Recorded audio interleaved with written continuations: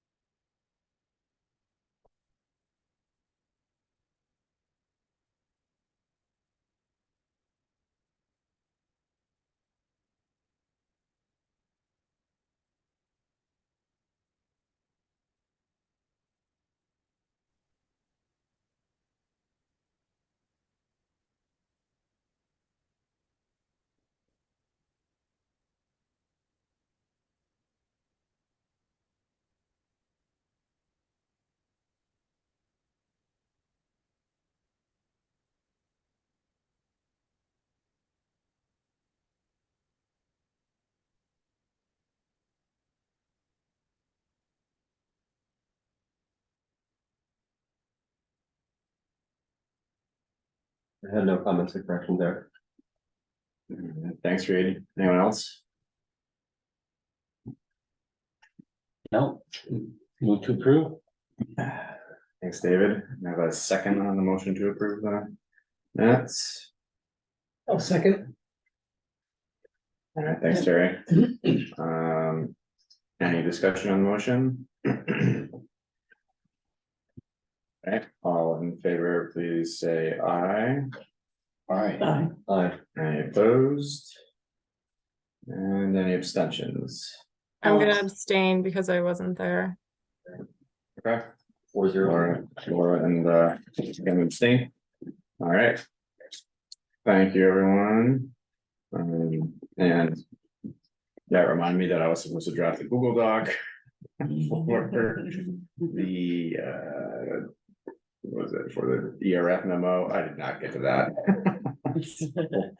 I will work on that for next time. Has anybody hassled you asking to do their part? No, just There you go. just the reading section 4.8 of the minutes.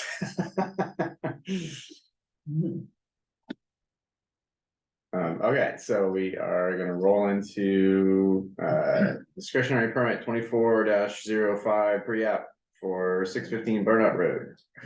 Are we ready to do that? We have a- I think George McCain is here from for the applicant. Morning, George. Reckon you can hear. Great.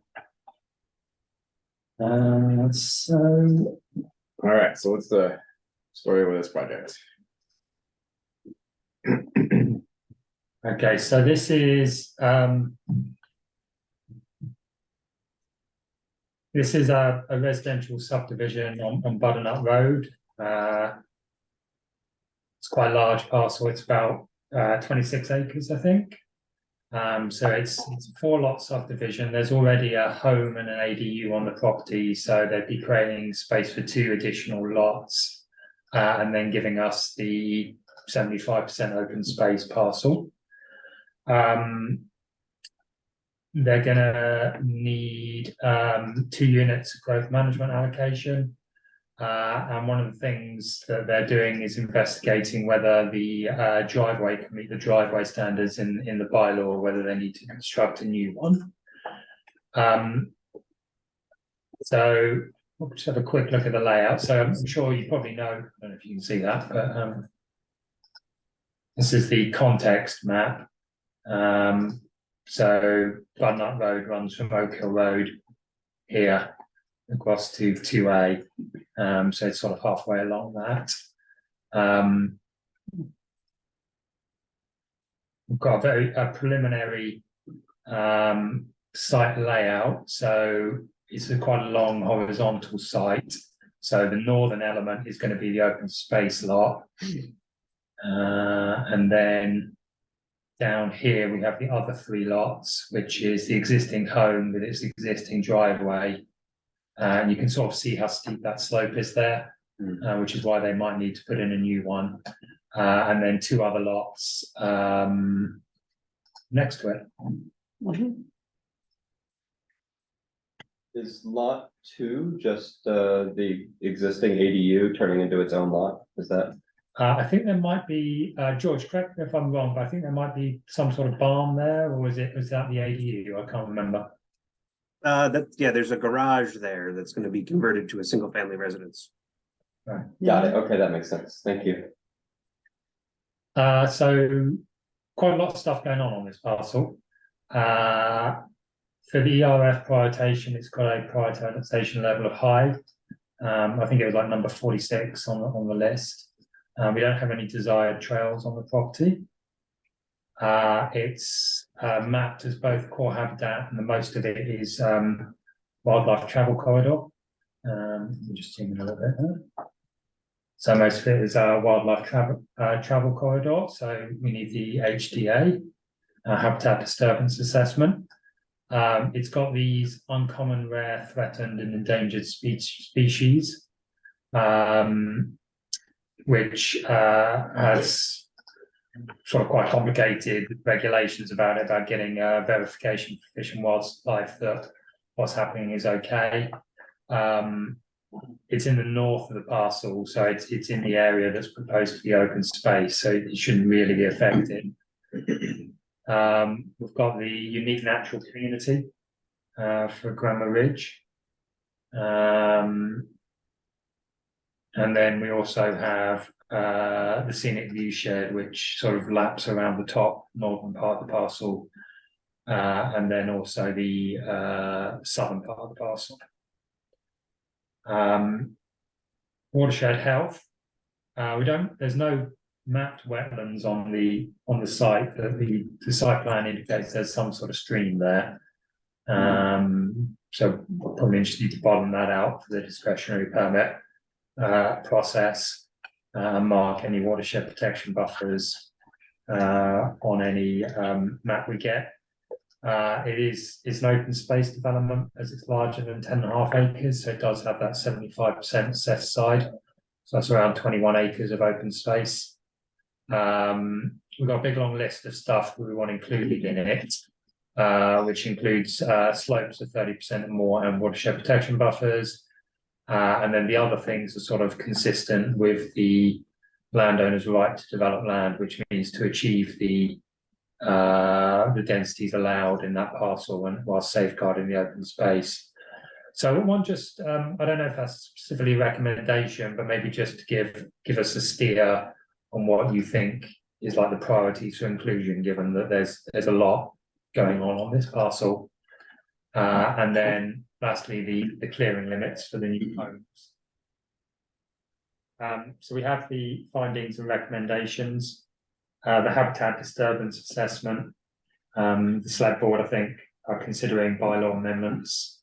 There's sort of a slight tweak to who's going to prepare that. So it would be a biologist contracted by the town rather than the applicant. We've got a recommendation that the HDA, identify whether any of those UREITs are located in the development parcel.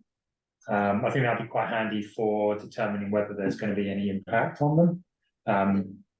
Like my instinct is that probably not, because they're all in the northern part of the site, but just, if there are any there, then they need to either change their plan or get confirmation from Fish and Wildlife that there's no adverse impacts. Also the same for unique natural communities, are there any impacts on them? And then the sort of standard stuff we get about limiting the extent of forest clearing, half-acre building envelopes. If we do have a new driveway, restoring the existing one, wetland delineation, and erosion control. Buffer. So there is quite a lot going on there. I don't know if you have anything to add to that, George, or want to set any context on behalf of the applicant. No, I think you did a pretty good job of summarizing things up there. I think there is quite a lot going on in this parcel, but we are trying to limit the development, to that southern portion of the property where we've got the existing development already in place, and we're kind of clustering things around that existing development. So I think the impacts and any additional clearing or disturbances are going to be very minimal.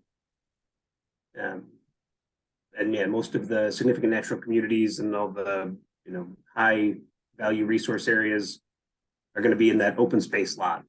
So we're trying to keep everything kind of clustered down below, pretty innocuous development that should be rather minimal, and kind of concentrated around what's already out there for the existing house, the garage, and some existing clearing that is up above the house site.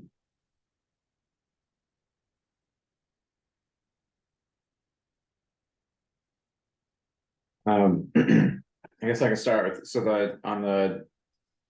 oops, I just moved off there. The lot 2, the future leach field area, it's hard to see on the map how close that is to the stream on the parcel, and is there a setback requirement for a leach field to a unnamed stream? Yeah, actually, it's a little easier to tell. I'm not sure who's running the share screen here, but on the other map that's underlaid with an aerial image, we've kind of zoomed in on just the development area here.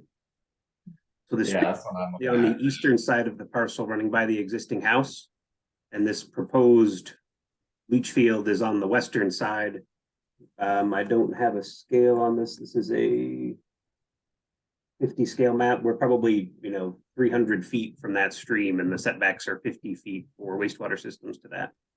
So well above and beyond any kind of stream buffers, and putting that kind of on the furthest part away on the parcel from where that stream runs down the hill. Okay. Thank you. We don't often come across properties that have unique natural communities and URDIs stuff. So I was trying to read up a little bit on the 2 elements that were listed in the staff report, the dry oak hickory hornbeam forest, as well as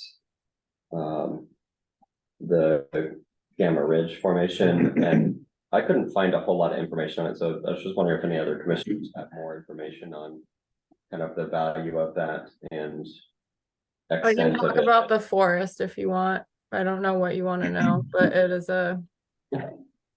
like a. Are you laughing at me? Well, I'm Yes. just laughing at the way you introduced it. I don't know what you want to know, but Well, I was just, I wanted to understand it a little bit better. I do already like the layout with things clustered at the south end with a short driveway and being near existing disturbance, but yeah, any insights from your experience, Kim, I would like to hear. Yeah, I mean, so dry oak forests are not super common here in this part of the world. They are I sort of think of them as being a makeup of species that are more common to Appalachia. So white oaks, hop hornbeam, shagbark hickory. Hop hornbeam is sometimes called ironwood. It's Astraea virginiana. So it's you'll see all of those things in other mixed hardwood forests in Vermont, but the unique grouping of them, sometimes mountain laurel in the understory. So just essentially species that we have in other places, but the grouping of them together and without the presence of other things makes it kind of unique, and not kind of, it makes it unique and special. In particular, I feel I'm trying to think where else there is another dry oak forest. I think Rock Point like on the Vermont Land Trust parcel in Burlington. So think of it sort of like if you think about like silver maple floodplain forest, like we have those species in other places, but like the grouping of them and the unique conditions that make them group together are sort of like becoming less common because of things like climate change and development pressure. And dry oak forest, I don't know like what the history of it on the landscape was, if we used to have more of it, but it's not super common in the Northeast anymore. Does that help? And who identifies that these regions would have it? Would that be the town? Is as Kim was just describing it, it seems really a very unique and special identifier. So how do we identify that this parcel has it? I mean, we could go out and we could ask Ethan, or we could go out and walk, because it's gonna like, actually now's not a terrible time. Like it would be easy to identify those characteristic species. Like shagbark hickory is really easy to identify. Astraea virginiana has like pretty telltale bark. You would, like, if I showed you a picture of it, you'd be able to be like, oh yeah, I saw that, or I didn't see that. So like you're wanting to like go out there and confirm it is in fact there. Or wonder how the map came to show it there. Exactly, like, there looks like a pretty delineated line that this is, what, as you were just describing, Kim, these things exist there. Right, so my recollection is that this ridge had previously been identified as having dry oak present, and I remember doing another site walk off of Butternut where there was even like a stand of really, really beautiful shagbark hickory that we, or at least that I was like probably not paying attention to the rest of the site because I was looking at those trees. Yes. Yeah. We did a site walk up a road just off the other end of Butternut, right? And that stand was right at the top of that road, which is the top of Ground Ridge. Yeah, and there's for sure a stand of Shagbark Drive, perhaps. perhaps, yeah. So like I guess I would be surprised if it was not in fact there, but like I don't know when I can go out and look, but it should be like a pretty easy ID. Can you do it by aerial photograph? No. I mean, maybe. I mean,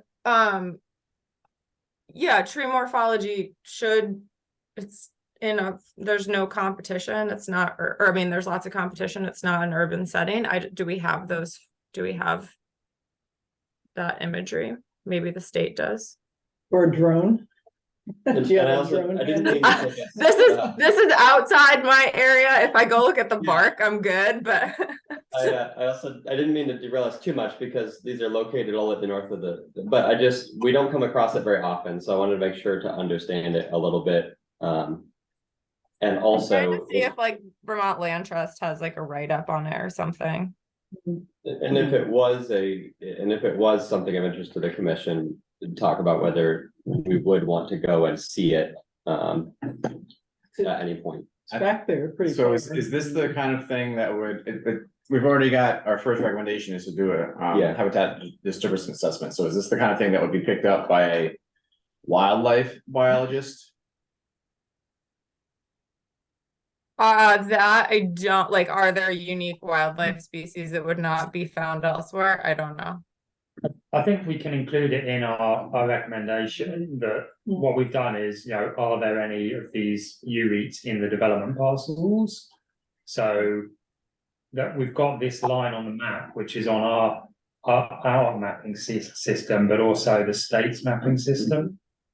So my view was like, as part of the HDA, someone goes out there and does their HDA, and if this is correct, broadly speaking, where this woodland is, We'd like to see that in the report, confirmed or not confirmed. and then we draw the line here and say this is all open space.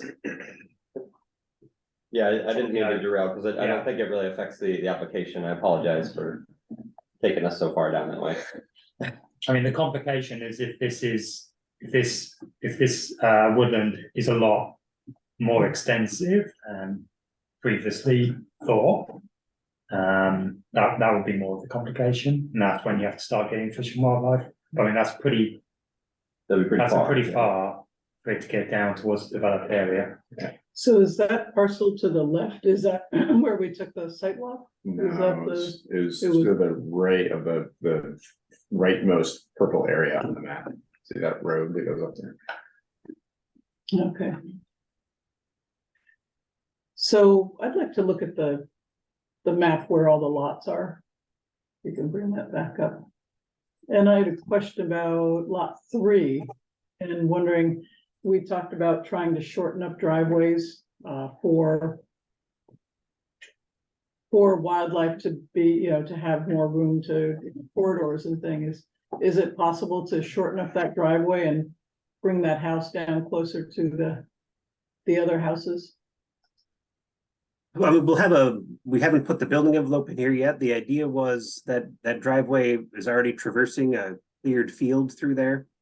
So it's not gonna require much, if any, tree cutting to get that through there, but we did want to have the house up high enough that we could maintain some of the existing trees on the south side of that house to provide some screening between lot 3 and lot 1. Mhm. Too far there. Yeah, it's hard to tell how long that driveway is. It just looks like it's longer than.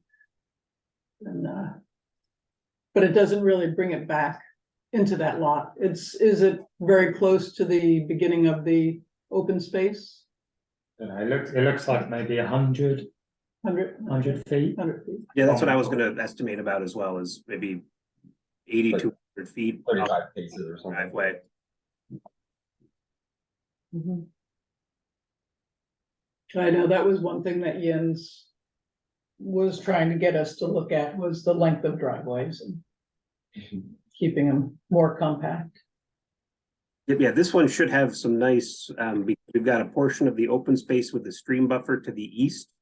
And we're bringing the driveway through the existing meadow. And then that building envelope will be on, kind of the eastern portion of lot 3, so there'll be a nice peripheral buffered zone with no tree clearing around this lot. So even with the driveway coming up, there's gonna be plenty of edge space and transition zone for wildlife around the perimeter of that building envelope. And so it did say in the report there was 2 acres that was gonna be envelopes, and there's one house that's already there. So wouldn't it be more like an acre or an acre and a half? I'm not following. Yeah, I mean, The lots themselves, there's no real maximum size other than they have to give us the 75% open space. mhm, The building envelope is really and that's half an acre. half an acre. yeah, 2 of those building envelopes are gonna be for existing structures, so there's really only gonna be one building envelope for new construction. So it should be minimal. Lot 3. In this proposal, lot 4 is identified as the 75% open space. Presumably. That is in existing private ownership and that will stay in that existing private ownership. They're not selling lot 4 to. So How does they that work? don't have to give it conservation easement or to the town. They can choose to do so to improve their score under growth management. So at the moment, if you just do what the bylaw says, which is just plat it as open space lot, and then we will never grant any permits for anything on there other than for things like trails. Then that gets you 0 points. If you take a conservation easement out on it, then that gets you more points. So back in the days when the ARZD was really competitive and everyone was trying to do stuff there, we were getting things like this, but now, for whatever reason, no one's really doing much in the ARZD. There's very little development pressure there. So the impetus to offer us all these extra things is lower. So my guess is the applicant probably want to keep ownership of it without an easement. Okay. Is that something you've discussed with the landowner? George, whether they are interested in a conservation easement on lot 4? I have not had that discussion yet. No, typically we'd go through that during the growth management phase to see how we're scoring out and what their preferences are for the long-term vision of the project. I forget which map showed it, but the proximity to Five Tree Hill preserved land and Sucker Brook is pretty close. It abuts the lot 4 abuts Five Tree Hill, doesn't it? No, Five Tree Hill is up A here. bit farther So away. there's one in between. We've got this massive lot here, where the There's probably nothing ever gonna happen in that western portion because of the Bertie's aspect, so. And for all intents and purposes, it would be able to remain contiguous with a lot of conserved land, and so that's something that. I would encourage, George, I would encourage you to have that conversation with them because it would be of high value to the town to add additional preserved land that's directly adjacent to a large habitat block. And also remind me if Five Tree Hill is technically part of Grandma Ridge, Simon. I feel like there's shagbark hickory. I feel like that forest continues. I feel like I'll be that. honest with you, I don't know. There's various documents from sort of 2005 in my office talking about Grammar Ridge, but I've never had the time to read them, sadly. So I will I say- have this like vague sense that natural community like continues and maybe like peters out in that direction. Like obviously the forest doesn't know where the boundary lines are. Yeah, Page 3 of the staff report shows it going up through that massive parcel and into the next 2 parcels north. So yeah, right just below that, down just a tiny bit. If you can go down, Simon, the next map down has it. There we go. There's the Grammar Ridge outline. I don't know where this one came from, but it shows it going all the way up 2 parcels. That's gotta be Five Tree Hill, yeah?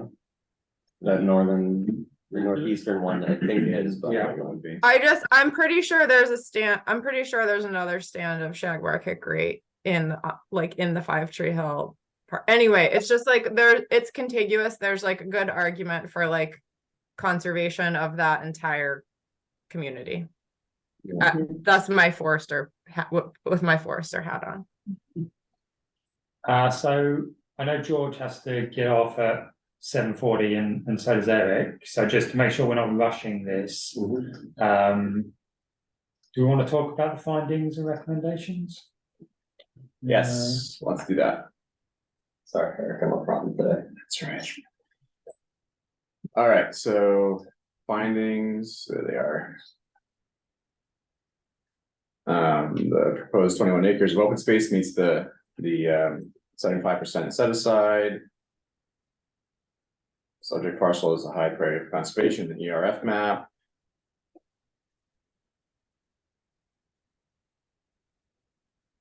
So there's a lot of findings. There's a because lot. There's a lot going on. Yeah, Um, I feel like we covered the findings and Yeah. more of the all right, recommendations. so recommendations, so the first recommendation is a habitat disturbance assessment. I think that's pretty clear that this one's gonna need that. Like, if I could just jump in, is that something we should get in the queue, or do you want to wait and see how the select board comes through with whether or not that is contracted by the town? I think we can start looking at it. I can't believe that it's like, well, I don't know what they say, but it seems unlikely that they would dispute this particular recommendation in my view. I just didn't know if we could hire that out or if it would needed to be contracted through the town is what I was. Through the town, Through the town? yeah. Are we ready for recommendation 2? Yep, so for recommendation 2, I think we were talking about just if we could just add, identify whether any ERTs are located. And confirm the extent or confirm the range, the location.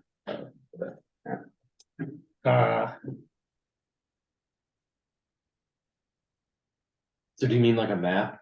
Yeah, just like how far does it Redrawing, extend right. down? Yeah, like, okay, this is about where it stops. Redrawing the boundary lines? Yeah. give us confidence that we're not eating into something that we just didn't know was there.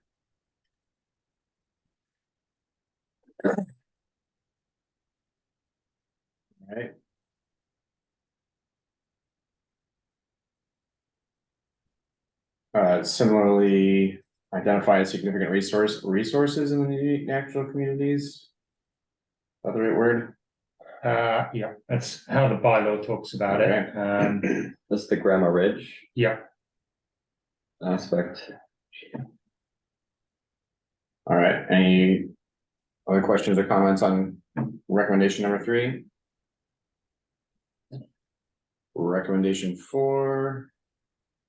Limit extended forest clearing.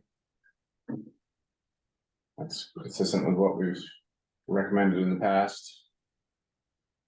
For other parcels. I agree with that recommendation. We've just kind of identified that lot 3 is the one that is sort of more, like. With the driveway, with the new building, the building looks like it's right up on the forest edge. Is there any reason or is there value to calling out lot 3 in particular here, or does the next recommendation cover that?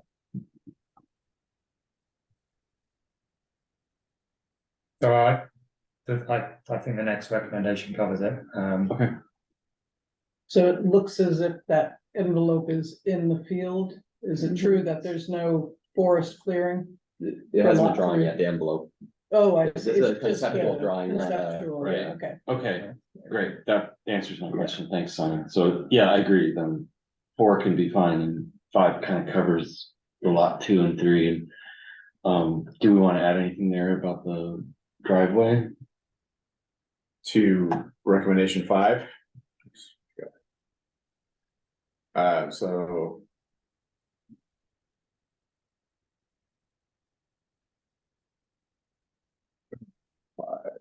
No, in my experience with the driveway thing, the way we've done it is we've basically said from a conservation commission perspective, when we see this the next time, we're gonna be looking for the shortest possible driveway. And that'll be our time when we actually see the building envelope to make any comments to the DRB about whether we're satisfied, not satisfied with the design. Mhm. There was that development that came into, that was off Walker Hill Road that had a similar thing where they were gonna put a really long driveway in. Yeah, we made comments Cutting about trees, yeah. moving it closer, yeah. Okay, so we're good with the language for 4 and 5 then. As it is now, and Do we know if it's gonna be an asphalt driveway or gravel driveway? No. And we'll see this I don't again, think right? I don't recall ever stipulating. We would not be able to control that. Okay. All right, 6, if a new shared drive is proposed. The existing driveway will be reforested.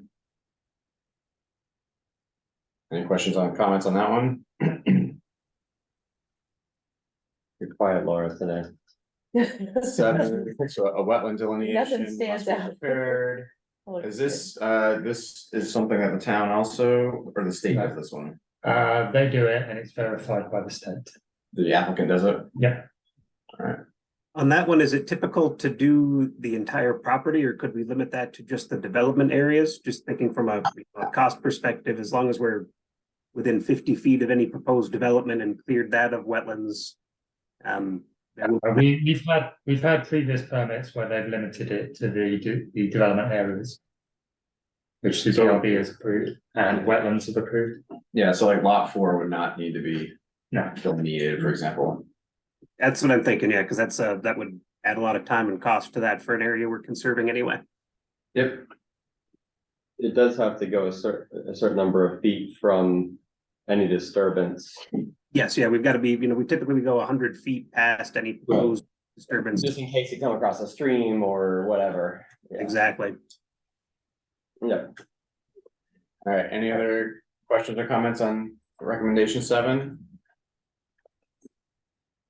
Recommendation 8, proposed development must not encroach into the watershed protection buffers.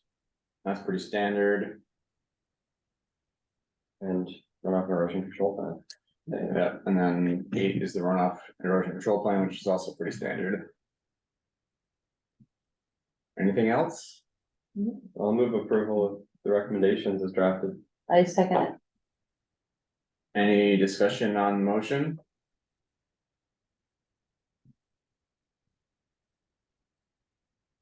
All right, all in favor of the motion to approve the findings and recommendations, please say aye. Aye. Any opposed? Thanks, Kim. Any abstentions? All right. Motion carries. Thanks, George. Thanks for your time. Thank you. Wonderful. Thank you all very much. Thanks for squeezing me in first thing. I appreciate that. No problem. Have a good one. Enjoy the day. All right. That's I need to head what out. usually people say. Left for me at the end. I'm sorry, I'm gonna miss your budget presentation. What's that? No, oh, yeah. Simon did a good job. All right. Sorry about this, everyone. We'll see you, of our next meeting. When is our next meeting?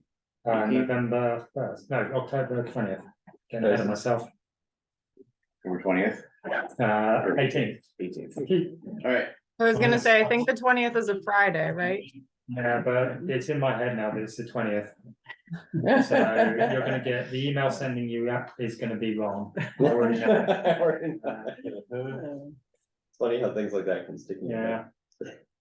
Yeah. Okay, so this was, it's capital and operating budget. So I just wanted to, the operating budget sort of is what it is. But I just wanted to give you an update on what we spent. Last year.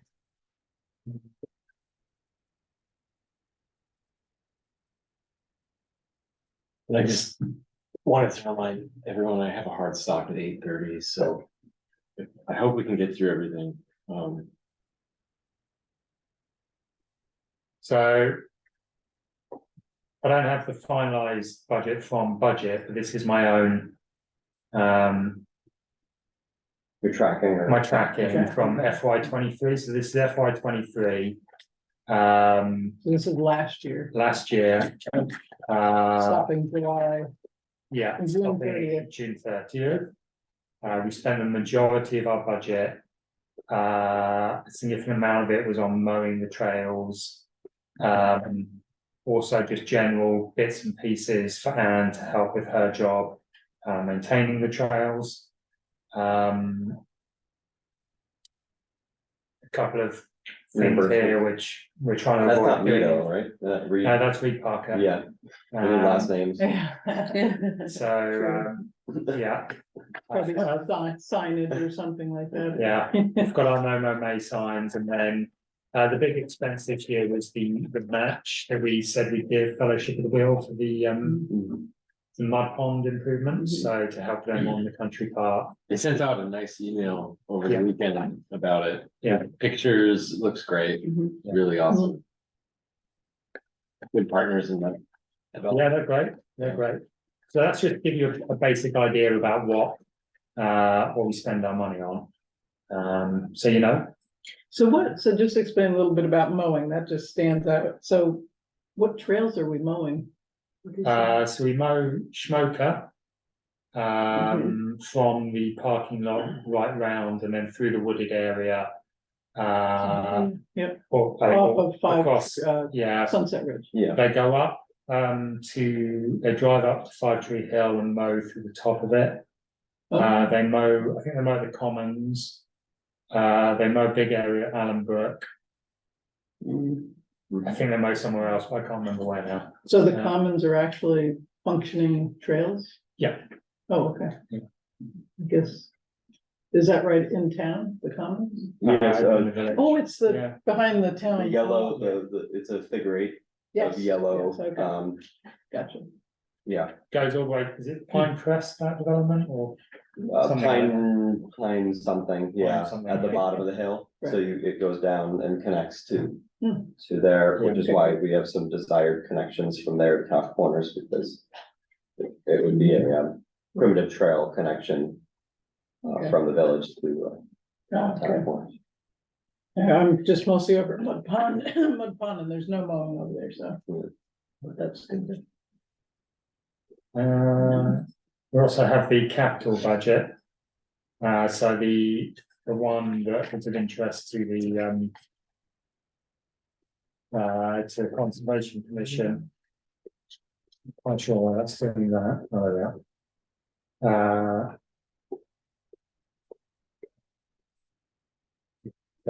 So this is the trail improvement budget that they gave us. You make it a little bit bigger. For those of young eyes in here. This is the one that they initiated after SE Group did their trail wide inventory. For us to do works on our own. Our own trails. Sucker Brook looks a lot better, by the way, with the new crossings for streams and stuff. Yeah, It's really, I just hiked it and it looks much better than last year. And that's BYCC.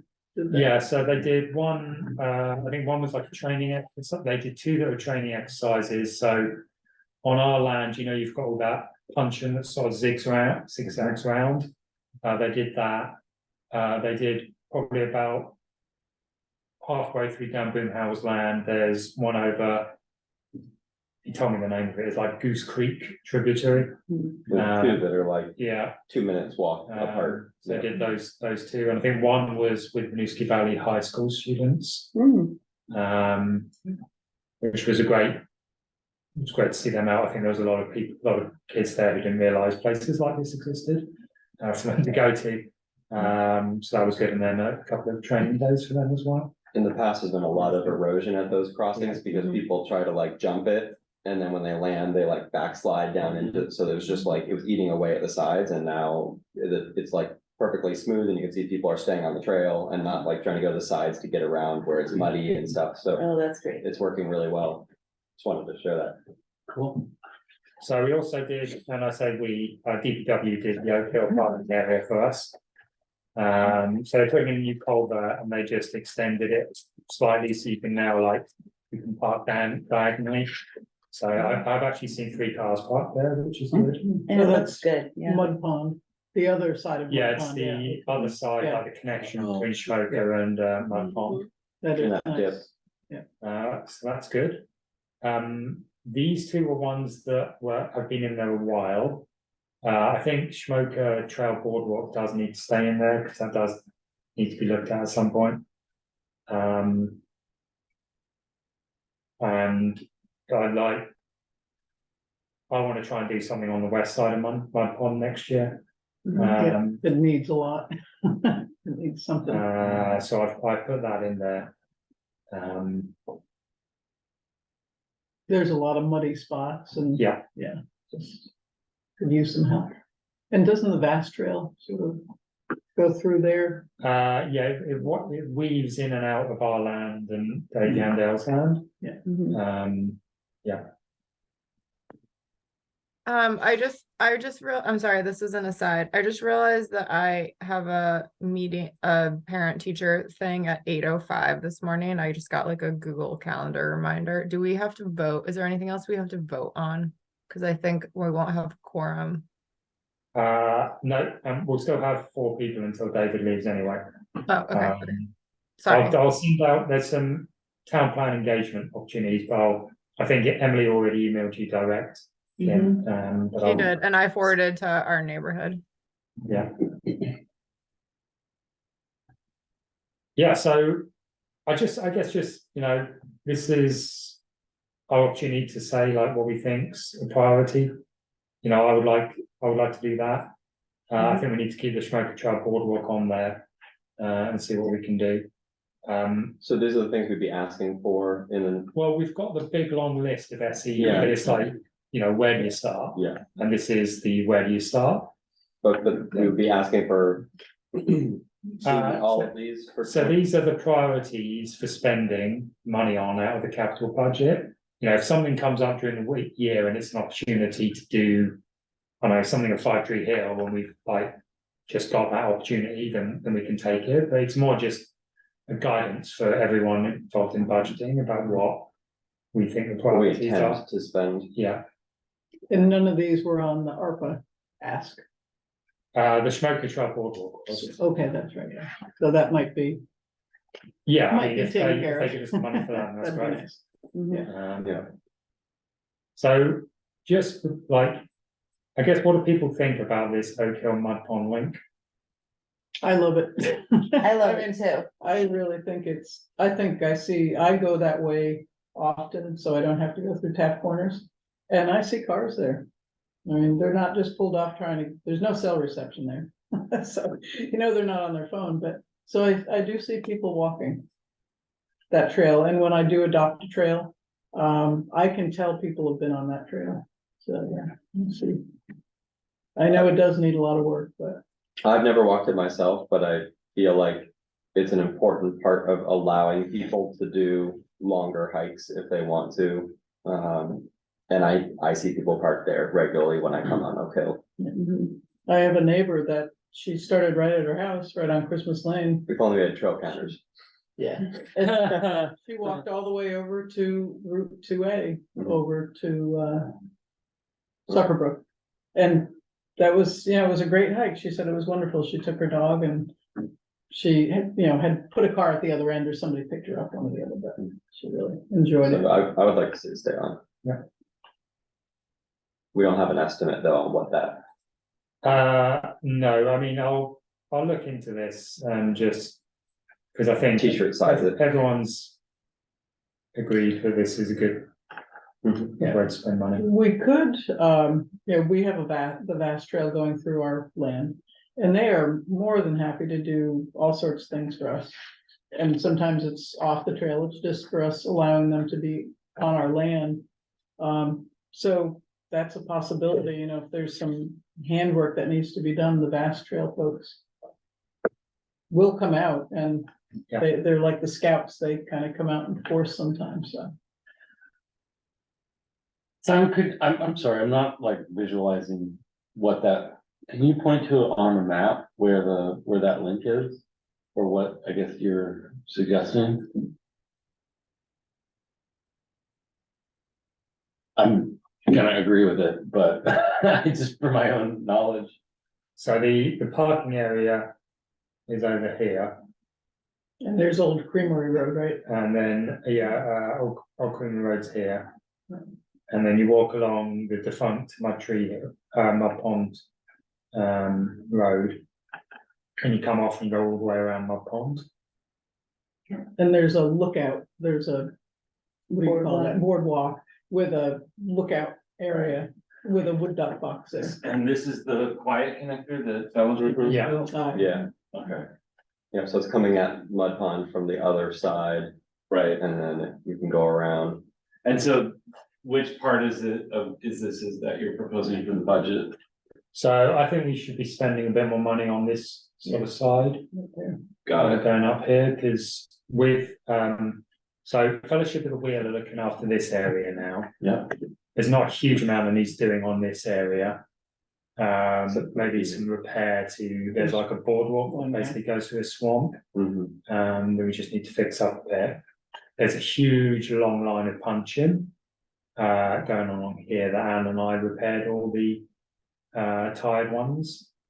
Then over here, there's not much in the way of trail infrastructure. There's a bridge that Vast maintained that goes across a stream. But once you get down here, We haven't really done much. No man's Yeah. land. There's the raised elevated boardwalk through. yeah. So the raised elevated boardwalk, I think, maybe starts around here and comes out here. I have a question, Simon, see, way up near South Road. Yeah. Is the trail actually on town land or is it on Cypress land? Cause they have a I posted assume it was on sign. our land. Yeah, because they have a sign that says posted as if you're not allowed to Crossed go it. in that little area. Which is interesting. I know the Bath Trail is on Cycles land, so It it cuts also off. connects. Yeah, it cuts off, it goes in there, so. But, and it's only posted, there's a hunter that hunts on the land. But So yeah, it's making it so people can get from the Oak Hill parking lot. Yeah. Over to Mud Pond without walking through goo. I guess Melinda. Technical looked term. into it. Yeah, good. To put a parking area there, but I think, We Yeah, don't, it's been, there's no, we don't. have no, any of not to get onto the country park, but at Cycles, right there at that corner.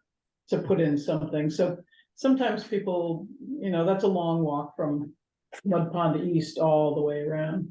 So if there could be something on that corner where I was talking about.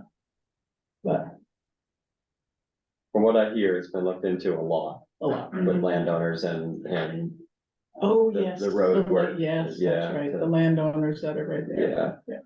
Can confirm, it's been looked into a lot. Okay, yeah, Yeah. and I know on the other side of the road to the country park, that was, it would be so Also- helpful if it was Yeah. an opportunity, but not right now.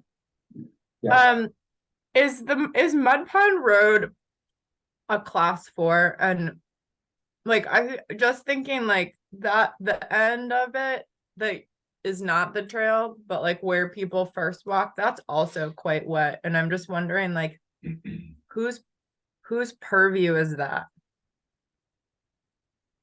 what section is that? The part with the dotted lines along it, Yeah. the class 4 road. Is Yeah, I'm it not like, sh- is it a state owned? Is it a class 4? I don't think it's state owned, I think it's got some sort of technical, It's thrown up Abandoned. though, right? yeah, I think abandoned or something. Yeah, And I guess just like for the longevity of, this is a broader conversation, but like, it's basically being maintained right now because people are walking on it, right? And like at some point, if we're gonna invest in the connection that's within the country park and the conservation areas, should we be worried about that section also between the conservation area and the parking? I don't know. I'm just asking.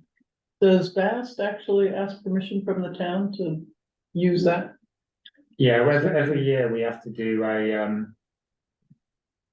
every year we have to do a memo to select board, agreeing to let them use it covers all the land. Oh, within the town. okay, Yeah. not specifically right there, so. But they do use it, they maintain, actually, that's nice. When I do the adopt a trail, I park at Oak Hill Road. And I walk in and I don't have to do anything because Bast has already been, pretty much that first section, but then all the way from where they come in, all the way down to where the signage is. It's all taken care of by Bast. So, before we move on to the, town plan portion, is there anything else that we should discuss of the operating and capital budget, anything that? Anything more, or Did I see? things we would like to add to it? I'm just interested in the SE list, and taking another look at that, not just like for this coming year, but to start to figure out what would be on a 2025 or a 2026 list. Yeah, If interested in that, and that having the truck counters will help us do a little bit better prioritization of where we put that money, so. yeah. What is the status of the ARPA requests in general and the timeframe for? I think they've got a hearing on it, or they are having a hearing on I it, think Thursday. and I think the town has to make the decision what to allocate it, by the end of 2024, but I would presume they're gonna try and do it sooner than that. The Glazer hearing is Thursday. And the select board is, that is not the, No, The the ARPA. planning commission. Planning commission hearing. yeah. So, I mean, it is exactly, like- yeah. When you take a step back, it is very confusing, the number of hearings you have to have on some things. I can see why people don't understand what's going on sometimes. But it's a planning commission hearing, they've already reviewed it multiple times. And then if the planning commission votes to transmit, the select board will have their own hearings. Oh, that's for Glacier, Yeah, right, not the Sorry. ARPA, yeah, there's something coming up for ARPA, I remember seeing something. I just had a quick question. Did the ash tree at Mud Pond get, Oh, yeah, I did, yeah. it did? Oh, yeah. Okay. Nice. Thank you, that's great. And that comes out of our trail budget or Yeah, it's an operating. our operating expenses. Yeah. All right, All right, then I guess we should move on to the chapter 3 town plan. do you need to go, Cam? Yeah, I mean, I have like 6 minutes, but I'll just bop out now and look at something far away. Thank you. On the Simon, on the 18th, I'm flying back to Boston from Dublin on the 17th. So I think that I will be here on the 18th, but I'll email you if anything like goes awry. Well, if you're on island time, you'll be up well Yeah. before the meeting starts. Yeah. Mhm. You'll be wide awake. Yeah. You'll have slept on the plane, you'll. It's not a red eye on the way back. Oh, lucky you. It's a red eye on the way there. You get to like sleep and just like wake up in the morning. Theoretically, but so I should be here, but I'll email you if like a flight gets canceled or something like that. Okay, great. Thank you. Bye. Thanks. All right, so we had identified town plan and in our last meeting and wanting to go chapter by chapter. And Simon sent out a Google survey, which Reed and I reviewed in advance and was excellent, but then I turned into a mess over the week. Lots of competing priorities, so I didn't get a Like chance nice to. days. No, our house is getting renovated, so we're full gut on the first floor and that's. Yeah, that's time consuming. Oh, yeah, I didn't see that I could get to the results, Simon, is You there, know, I'm still learning how to use this Google Forms. there should be a different link for the results versus the submission. Yeah, well, maybe I can figure out how to do it. I can send that round. Also, another thing to consider next time is, if we do the same thing for another chapter, is putting I think there's a setting you can turn on to allow people to receive a copy of their submission. Okay. And like, that would help me to have in my email what I submitted to when I need to find it again later. Yeah. That'd be a nice feature. Usually I think it's just a checkbox that says like, allow people to request a copy of their submission. So for the first one, I think we decided to just give it a go. Taking people about their warehouses, but asking them what they think about things like industrial lands. It's not really a conservation type thing. I was super enthusiastic about this one. I have to say, I thought the survey was a great way to think through it. I came up with all sorts of things that I would not have remembered to bring up during the meeting, so. Could you enlarge that? Is that I possible? apologize. My I don't know if submission that's diarrhea. possible. I had like, So we should assume that all of these words are yours. this one might be, Oh, thank yeah, it's probably my response. Well, 3 responses is pretty good. So Who yes. did respond? This is actually not. I did. Okay, I did. excellent. Excellent. So yeah, so first we decided to like, what do you like to have set corners and growth center is an objective for land use. So like, what does everyone think it should be?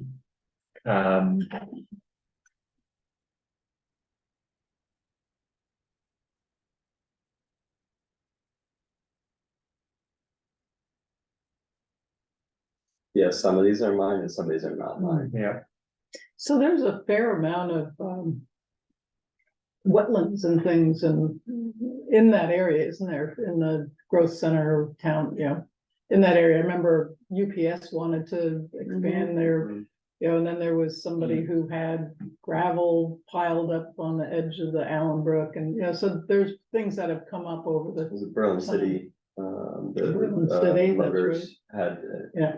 some wetland issues, and then just to the west of PetSmart, there's that open area where you Oh, can yeah. drive into Home Depot and Walmart, Yes. and obviously there's a bunch of wetlands in there. There's like two streams that come together. Mhm. There's a lot of wetlands, and so I put in mine, wherever it is here, maintain pockets of habitat for migratory birds, insects, etc. And seek to maintain and improve habitat connectors through and around the growth center. So for me, in the growth center, the objective is not to preserve land. Because we're trying to concentrate development. Right, yeah. So instead, look at like, okay, what's the minimum that would be used by wildlife? And for me, that was like these little wetland areas, if they can still serve as like a stopping spot for animals that are flying animals that are trying to get Right. through a dense area, or these streams where we know that a lot of animals like foxes and stuff they don't care that there's tall buildings, they'll go right down through the stream bed and go hunt rodents in the urban setting. So So coyotes, yeah. then coyote, so I was trying to think about like, what's the minimum to reserve, and I was like, if we have these little riparian connectors and we can identify some that are important and then try to find ways to preserve them, and have these little pocket parks. And if we can make those pocket parks high value, meaning they're not just, people walking across every which way, which is gonna disturb birds coming in and landing, but like actually try to design them in ways that the animals are likely to use them. There's a lot of retention ponds. We have a garden center there with a Mhm. huge retention pond there, a beaver. They have a beaver. They have a beaver, really? They have a beaver and they wrapped all their trees. Oh my gosh. Yeah. That's And crazy. the employees love it. They go out there and Yeah. watch the activity They of have the a beaver. And yeah, that's a little scary having a tree, a garden center with trees. Yeah, I mean, Doug Tallamy in his book was really amazed at all the insects he saw on the High Line in New York City, right? So any little pocket park is The other really thing that, valuable. I don't know if it's been, is it in the form-based code stuff about like rooftop, green roofs and rooftop habitat, because I think that also makes a huge difference Mhm. for like pollinating insects. Weren't And stuff, most of the so- roofs We're getting out of Made the to- flat roof? Yeah, I know, but Yeah, yeah, but- so that it didn't really.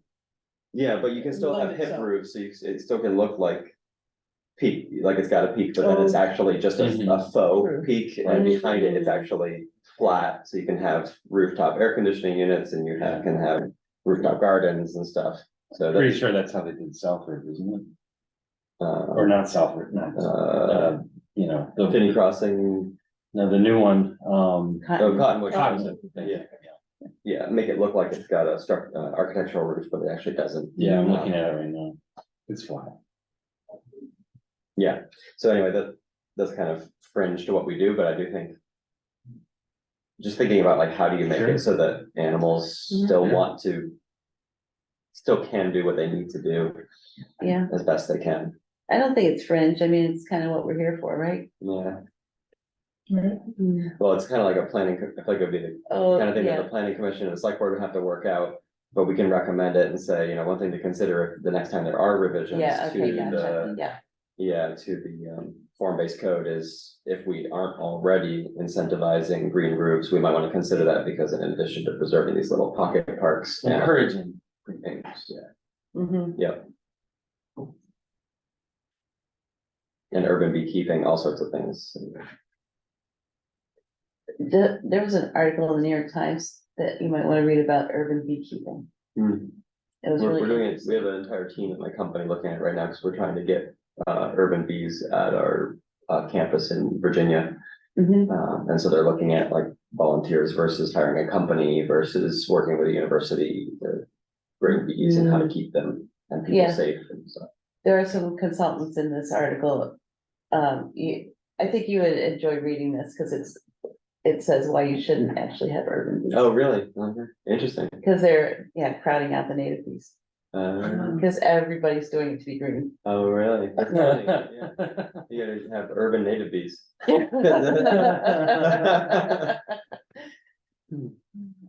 So Simon, I'm curious what your review of these responses, sort of, did you get what is Yeah, I mean, useful I for think- this discussion out of it?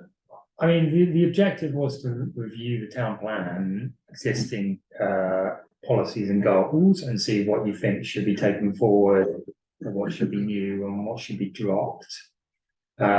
So it looks like there's a lot of support for focusing growth in the growth centre, but with basically trying to make sure that as we do that, we maintain some form of habitat, even if it's only transitory. Yeah. And I said for encourage creatures. redevelopment to Yeah. delay impacts to habitat, so even if it's going to be impacted, we can encourage as much redevelopment of existing developed parcels.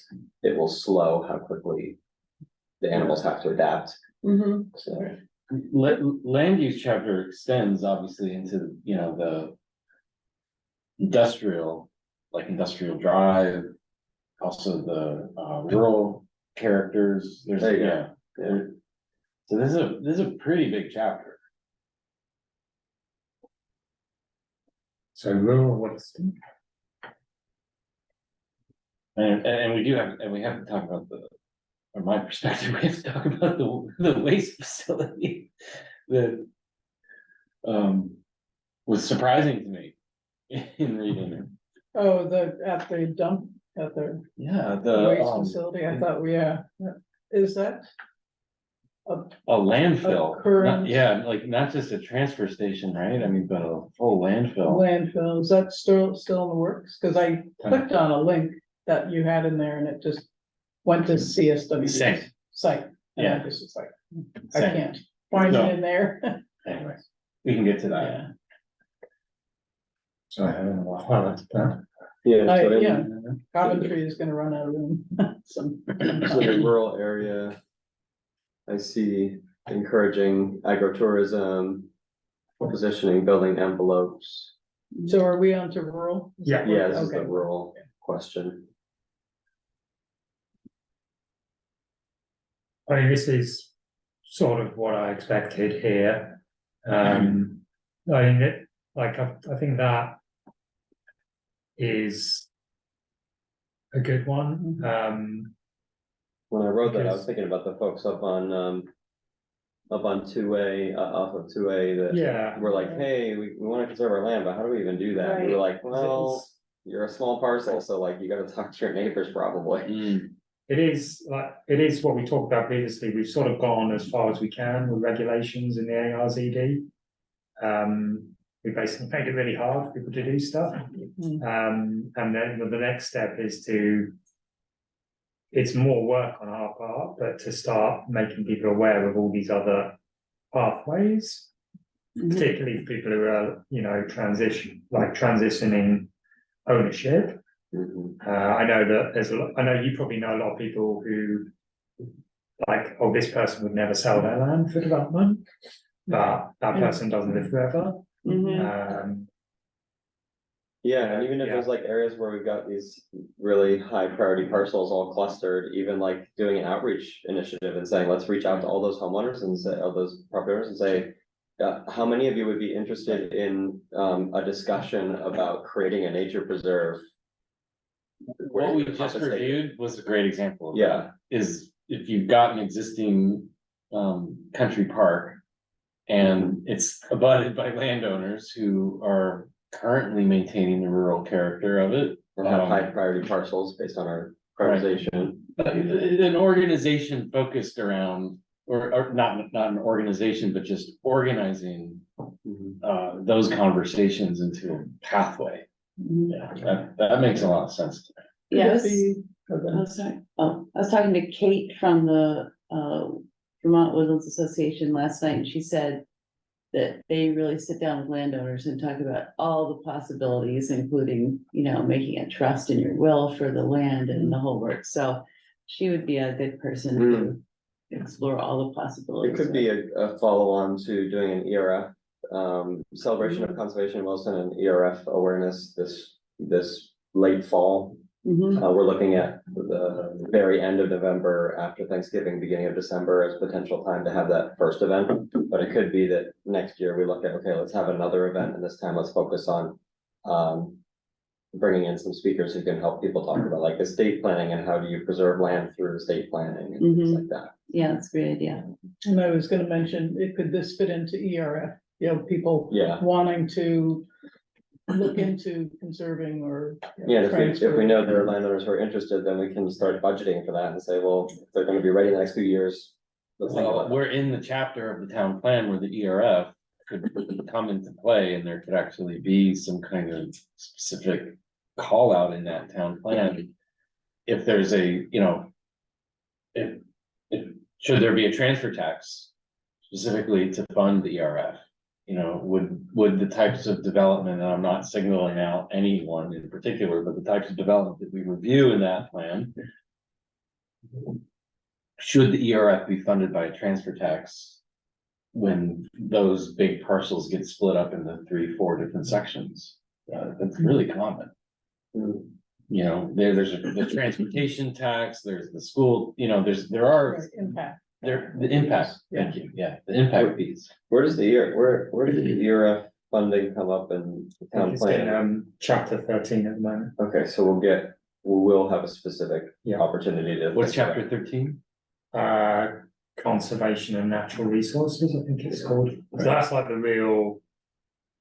Conservation's in and out of various chapters, but chapter 13 is like the Dedicated. pure conservation chapter. Right.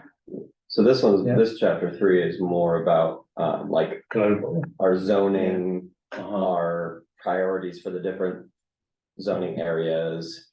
But this is also where, But just don't get too bogged down in like what's going in which chapter, because Yeah. we Yeah. might not even keep this structure. okay. Focus on like what the goals are. Great. Yeah. That's helpful, that's helpful. And I would say that like anything where the rules around when a sale of a property happens. I mean, I'll just advance that as an idea that, you know, that's probably what I would have written if I had time to write the survey. Is that those types of sales are exactly when the ERF should get funded, rather than, I mean, in addition to a regular budgeting process, but a little bit more permanent of a structure. So I don't know much about taxation. Don't know what we can do there. I mean, we could have, like, you were talking about impact fees. Yeah. There, that's something, you know, maybe we could think Trail about. impact fee or, Trail impact fee or. Conservation. impact fee, yeah, for each unit somebody wants to construct, there's a certain amount that needs to go into the conservation fund. I mean, that's, I could see that having support. I know we're talking about chapter 13 stuff here, but I can see that having support from the public, all the folks who are feeling frustrated with the rate of development, if they knew that with each unit that it's getting developed, we're also getting funding to help with conservation, at least makes it a little bit more Yeah. balanced feeling. I mean, the thing we just have to remember with impact fees is that they are for impacts and you have to quantify that. Mm, So when we have schools, we know, you know, this 4-bed single family house generates 0.3 of an elementary school kid. Yeah. And 0.6 Yeah. of a high school kid, Or number therefore of that emergency response equals this calls. many dollars. Yeah. Yep, so we'd have to figure out. Yeah, I can see how it might work for like trails, because you know, this house generates This many trail trips. this many trail trips. I don't know how we do it for buying like conservation easements. That's not real, like, there's no real nexus or link there. Well, maybe there is, I don't know. I mean, it would be like a fraction of Yeah. the, you know, cost, right? That if we knew the approximate dollar per acre to actually acquire land using the fund, then you could potentially break it down by something like that. Where if you're selling 1 acre, that is approximately 1/1000th of a, you know, the cost Yeah. to acquire an acre. So it could be based on something like that. And you know, the select board would have to determine what the right size of that fee is, obviously, but, And whether it's an impact or some other way of doing a fee. yeah.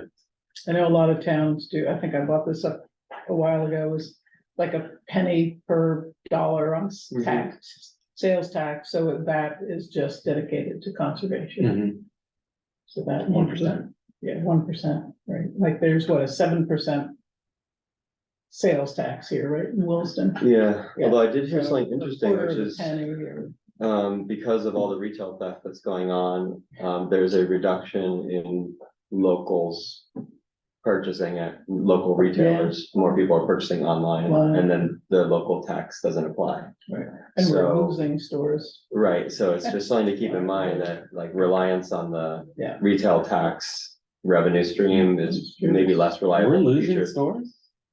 Bed Bath and Beyond's gone, Oh. Christmas tree shop, I mean, that was a Christmas tree lot of shop, money. yeah, it's a big change. True. Yeah, Yeah. yeah. Is the Christmas tree shop really gone? Yeah, it's gone. Still- See, I don't go over there. I try It not to does go not over exist there. anymore. Really? So that Well, Bed Bath building- and Beyond had they owned it. purchased Yeah. it, so when Bed Bath and Beyond went under. they So both- those two buildings are empty right now, as Yes. well as Friendly's. Yeah. I mean, there's a lot of, so you're Yeah. right, it's not a good. Just something to be aware of, yeah. We need. All right, 3.2.1.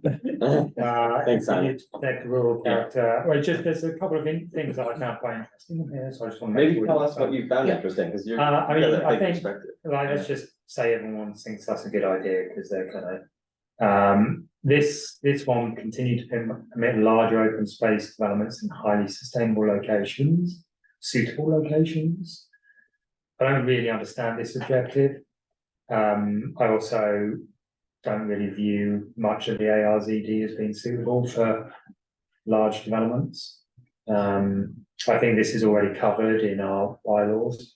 So there were spots in 2016 that were picked out. I think but- so, yeah. So that was my comment. Yeah. I'd like to know a little bit what are these parcels and where are they in? Yeah. I mean, it's an interesting comment, and maybe it's something we need to review whether there's any value to that anymore, particularly given that we just don't really seem to get. Like, I mean, obviously I'm saying all this, we'll probably get a massive subdivision tomorrow, but What is a larger open space development? Do you mean like a development proposed in what is currently open space? no, we call open space developments is what we just reviewed. So it's a Okay. development that's required to provide open space. Okay. Continue to permit those in highly suitable location. Yeah, I don't know what it means. I don't know. what it They means said either. that there was no visible obstruction, like you wouldn't see it from the road. There were all these things that, So- would make it more desirable to do this. Okay, maybe right. putting it in the road. But as we frequently see when we do subdivisions, making it not visible from the road basically means you're pushing it way back into the parcel, which we don't like. Yeah, So maybe we should be honest about development. You're gonna see it from the road. Well, that's kind of the way we've been shifting is, Yeah. no, push stuff, put it right up against the road, because otherwise you're fragmenting Right. all the habitat. That's Yeah. right. And also, like, if you look back, what did people do when they first moved to Vermont? Did they, in like 1850, did No, they they build didn't their put house like wicked lawn, 500 no. feet in the back of their parcel, or did they? Cause then they had Right to next clear to the the road road. and they Yeah. had to Road, get yeah. in and out. the barn, the They were going house. for the best siting. They were Yeah. looking for the best soil and level areas for their siting. The other thing that it does by pushing things closer to the road is it shortens the connectors required to get from habitat to habitat. So when you have things far off the road, if you have habitat blocks, but you've got these narrow corridors between houses and stuff, and they're further back from the road, you now have a longer channel that they have to navigate. So I think, to your point, Simon, being a little bit more honest about our development and being like, no, we're not trying to hide it, because when we try to hide it, we end up just doing more damage. Right. Yeah. What else was Okay. interesting? So transfer development rights. Yeah. I know Eric is he's brought that up a couple times. He's interested in researching that a little bit more, because we don't really use that, do we? No, Can you say more about that? Like, what is it? so the idea is that if you've got an open space parcel and you can do like 20 development units on it, say I'm only gonna do 3 units here, and I'm gonna sell 17 to someone who owns land in the growth center. And then they're gonna be able to do those 17 in addition to what the density allows them. Basically, so it was used in the past has been used prior to form-based code, because now in form-based code, density is what they're trying to get, but it used to be that somebody who wanted to build like a Cottonwood Crossing, like, well, we have enough for 150 units, but we'd really love to put 170. And then somebody with an open space parcel, they can say, well, I'll put fewer units in and I will transfer those development rights in exchange for money to this person who wants to put more density in Right. top corners. And the town supported that because it put more density here in order to preserve more in an open space area. But now with form-based code, it's where you're gonna transfer the development rights to. Right, There's so you no- can transfer them to, if they ever redeveloped, like Walmart and Home Depot, which they're never gonna do. There's very few places where you can put it. Realistically, we're not gonna do it in the RDD. So, you know, it's a lot of work to develop the regulations for very little payoff, in my view. Mhm. And I think it's a nice idea, but it requires two landowners who both have their own interests at heart to work together At the same moment at in the same time. moment in time as they submit the discretionary permit. That type of deal often smells really bad from the sort of non-participant point of view. It's, you know, it's like if something like that shows up in the Observer, that just gets your blood pressure up. you know? If you live in the growth centre and someone in the ARCD has sold like 20 units to your neighbour. Yeah. Wait a minute. Yeah. It doesn't feel right. It doesn't feel right. And who would get all the money? Was it split between the town and the landowner? Well, they do a separate agreement between themselves. Yes, oh, so The it's the town didn't value get any of, money. it's the value of conserving that land. Yeah. Right, not having Yeah. development. That's okay, so that's an interesting. All right, let's keep going. I think we still need to do this. You know, we've got our own case of it, the sheep barn and the Brennan barn. Oh, that thing that's gonna Yeah. fall down any minute. Right, yeah. The hack, does the hack do anything outside of the village? With historical, It broke They were doing design review was primarily what they were doing, and village.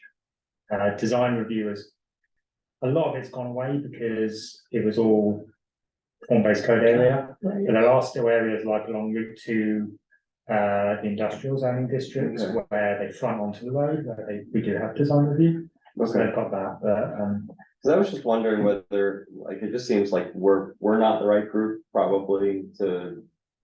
Deal with like what to do with historic barns, Mhm. but, But 'cause, there like, we is don't have- nobody else, like, really, there is, well, I was there's wondering if like, no other group. kind of how we had the ERF.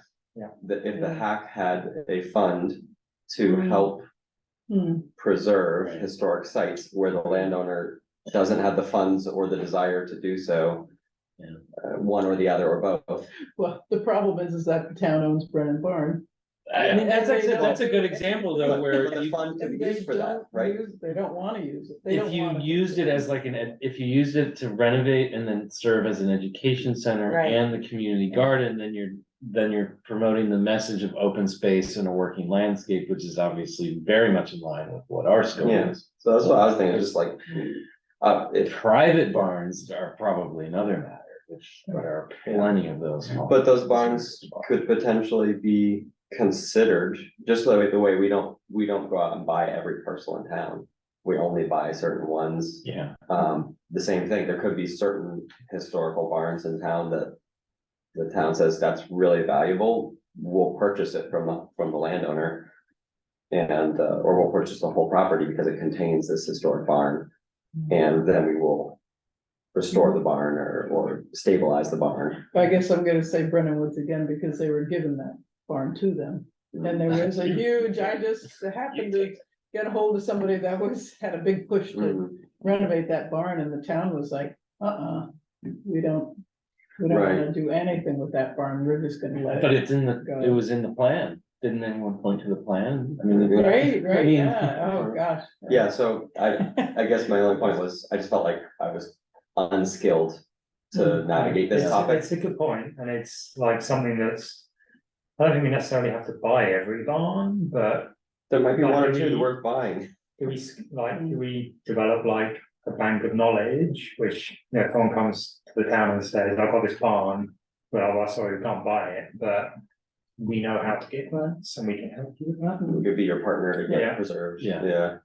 So my recommendation on this one would be the hack should have a historical preservation fund, just like we have an environmental reserve fund.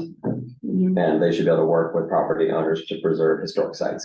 That was my, So I need to leave in a couple minutes, and I get, as far as thinking about our next meeting and the next chapter. Yeah. Simon, was this helpful? I think so. I mean, I think maybe, like, I actually found what do you think the objective should be, really, that was much more interesting than commenting on what the Reacting. objective was. Right. It got some really good ideas. That's kind of, when I suggested a process for this in the last meeting, I was sort of thinking, what are those blue sky thoughts? So I think the blue sky thoughts are super helpful. But I think what we're gonna find is that a bunch of these recommendations or town priorities are either lost, forgotten, or totally misunderstood.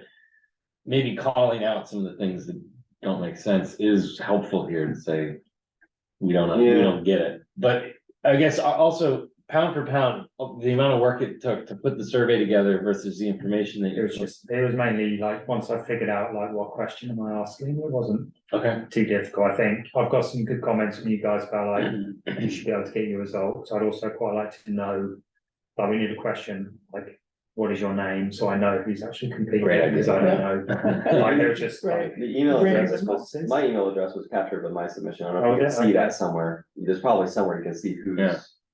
by email. But if we started each response with like our initials, that's, That's true. Yeah. that's how we do it. There's a lot of anonymous documents in the state. And anything you write in comments just immediately goes anonymous, and so we'll just write our initials first and then make the comment. So that's an easy way of doing that, so that in follow-up meetings, we can know like, okay. Good So idea. David said, oh, Yeah. oh, cool.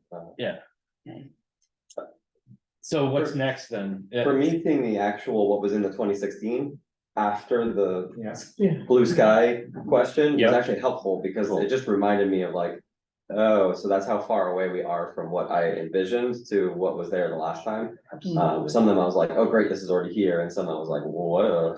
Yeah. Some of them, I didn't even know Landfill. what is up with Yeah, that. landfill. So I think, so many things have changed too.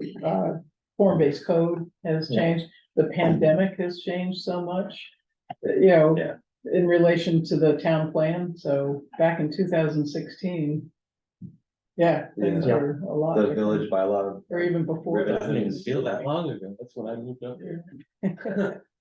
So what's next? So I think next we have chapter 4, which has urban forestry. Williston and Bloom, which made it in, and maybe the gateways. Mm. I think Smaller.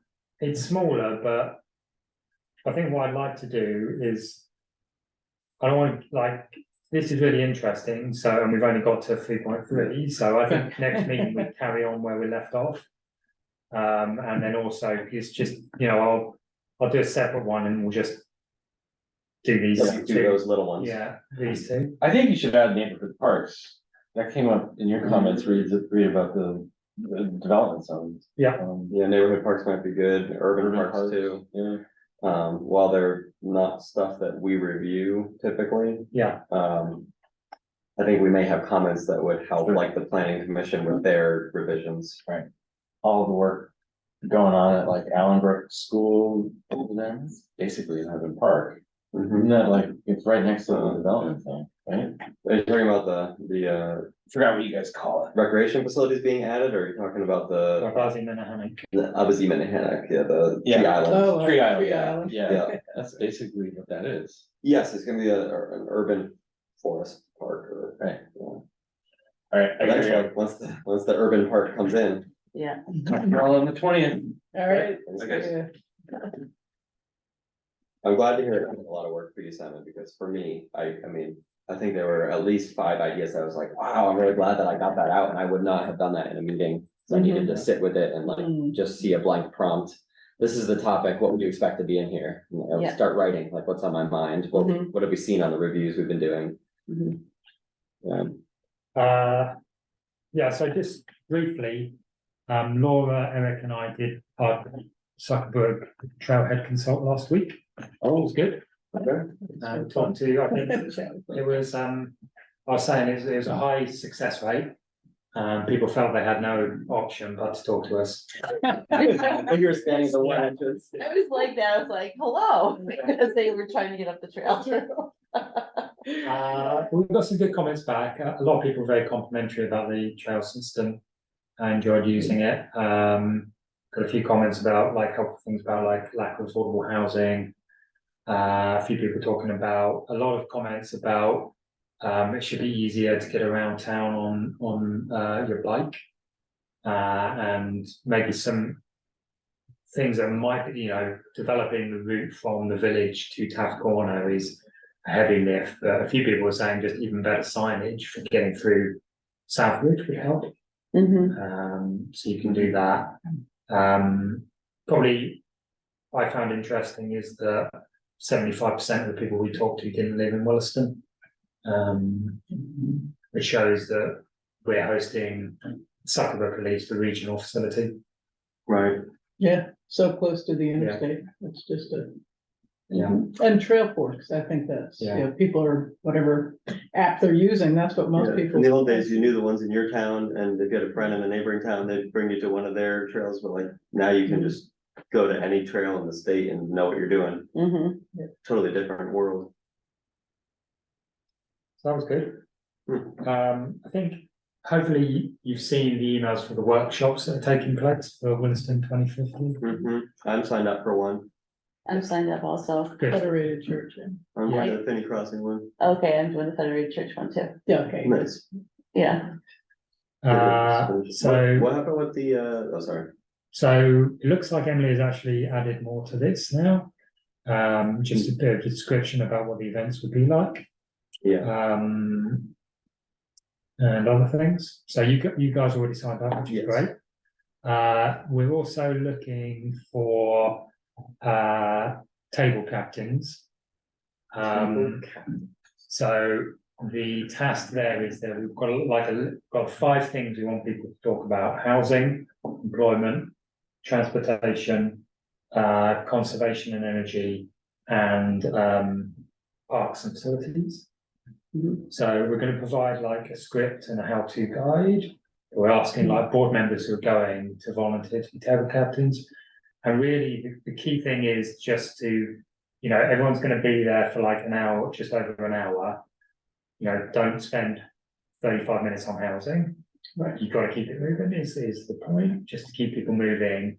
And one of the things we're keen to do is get people's ideas and then try and make sure the group comes to some sort of consensus. Like if you picked one thing, like on transport, what would it be?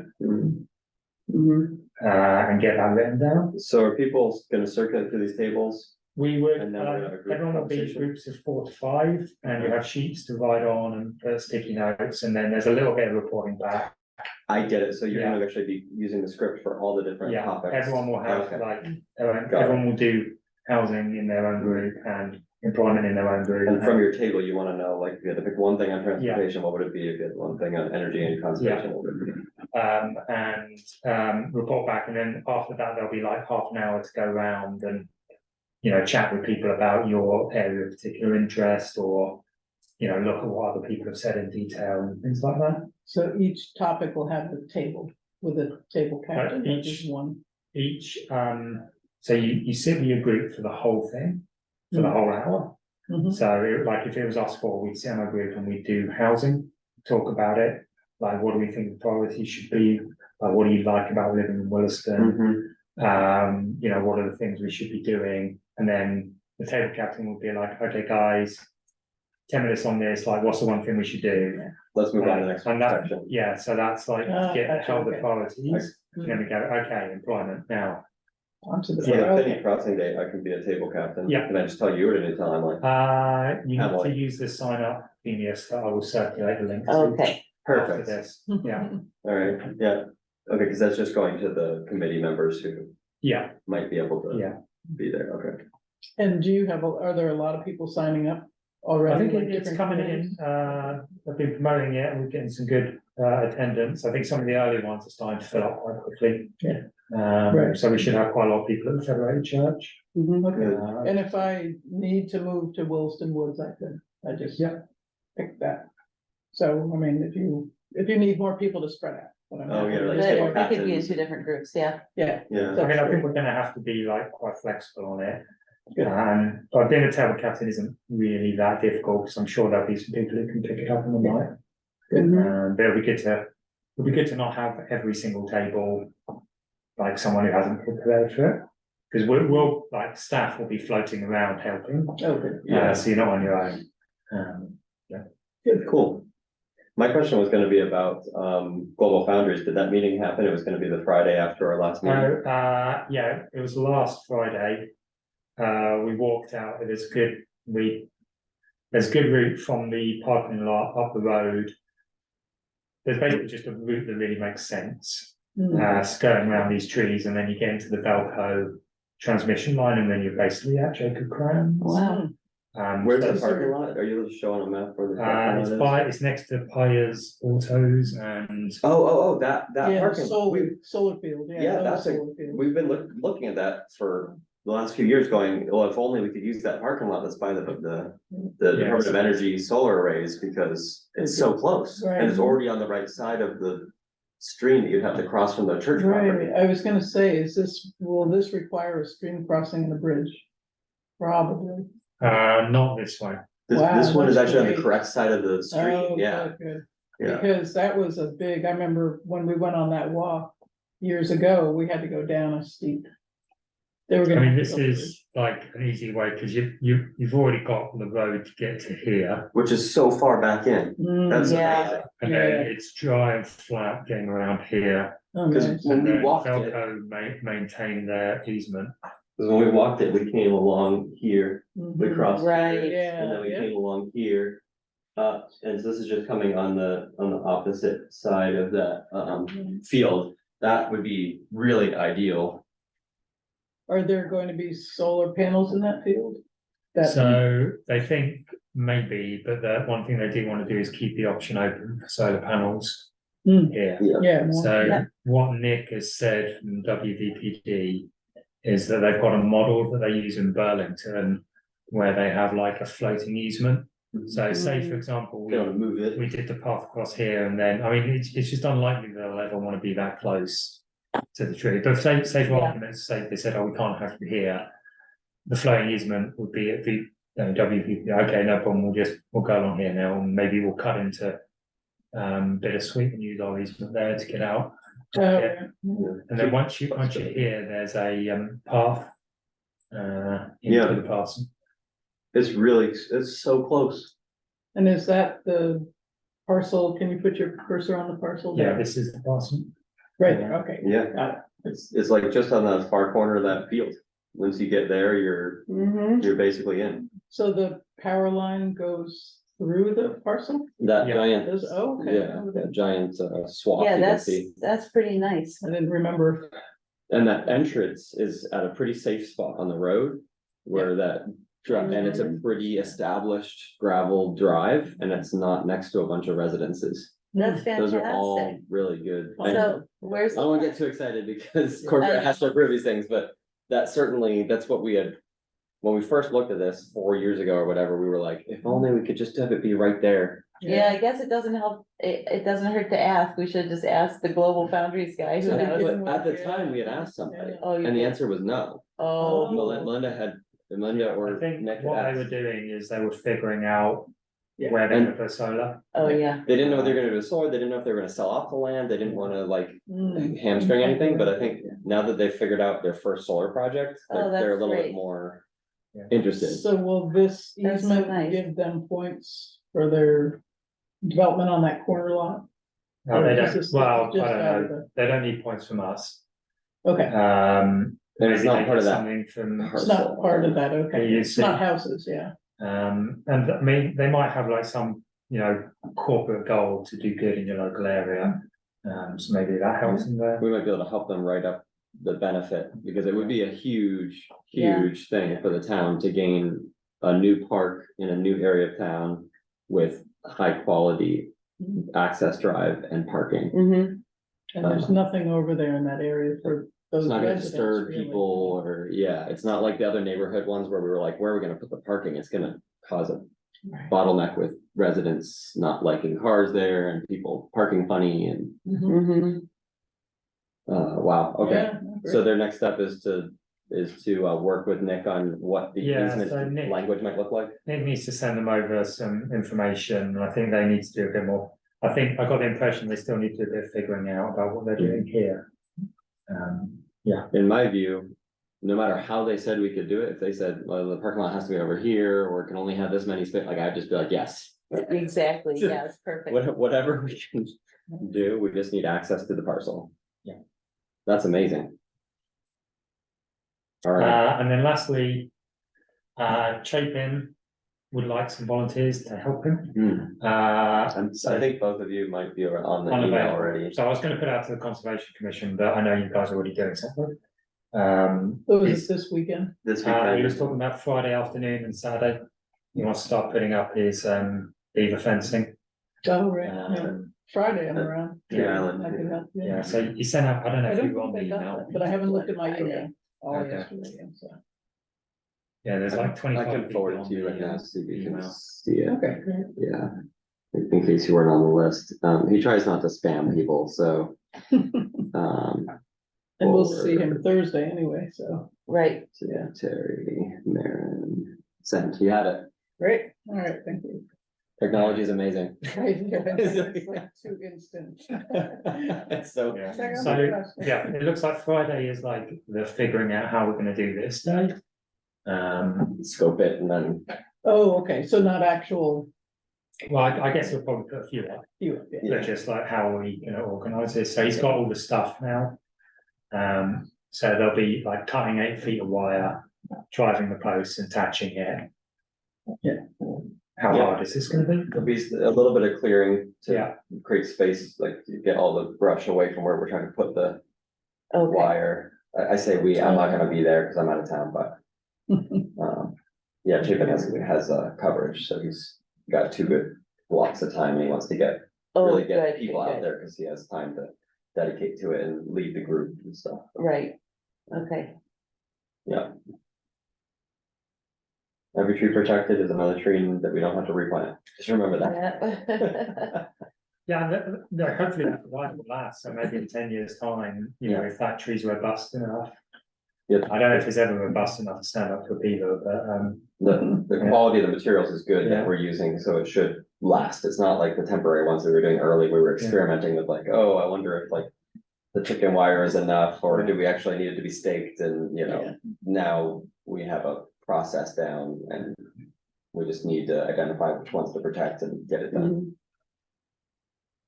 I think that was it for what I had. Sweet. Thank you, Simon. Yeah. That's all right, that's good. I Lots of enjoyed the progress. discussion on the town plan. You did? Yeah, I did. It's interesting to see what people say. Yeah. Just the beginning. Yeah. I think the fun thing about the town plan is that it's not like the bylaw where every word has to be a certain way in order to be enforceable and stuff. Like the Yeah. town plan is aspirational, so it's a great place to say like, there should be ways to preserve certain habitat without reducing density. Mhm. There should be ways to preserve historic barns. How we then do that with either like administrative action or bylaw amendments and stuff is another question for the next 10 years to work on, Yeah. but. Okay, I guess Yeah. no one else, neither of our chairs are here, so we'll just Which is declare it fan. closed. We'll just declare it. done.